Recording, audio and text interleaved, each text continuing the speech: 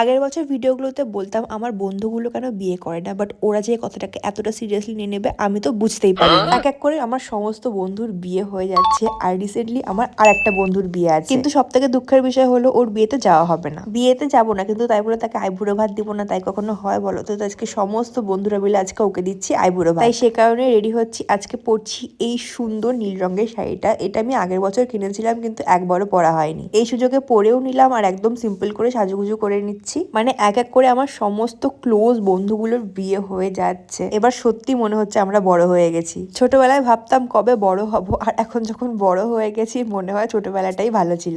এরকমটাই হয় বলো। যাই হোক, আজকে এই শাড়িটাকে পরেছি। আমার একটা ট্যান টপ ছিল ব্ল্যাক কালারের, সেটা দিয়ে, তার সাথে অক্সিডাইজ জুয়েলারি আর আমার পছন্দের একটা ঘড়ি, আর মোটামুটি তো একদম রেডি হয়ে গেছি। প্রচুর পরিমাণে পারফিউম। ভাবছিলাম চুলটাকে বেঁধে নেবো, তারপরে বুঝতে পারলাম না, তো থাক, চুলটা খোলাই ভালো। আর তারপর আমার দুটো পছন্দের লিপস্টিক গুলোকে কম্বাইন করে পরে নিলাম, আর হয়ে গেছি আমি একেবারে রেডি। হাতে আমার নতুন ব্যাগ। আজকের লুকটা কেমন লাগলো জানিও। আর তোমাদের তো বলতেই ভুলে গেছি কার বিয়ে, আমার ছোট্টবেলার বন্ধু রিমুর বিয়ে।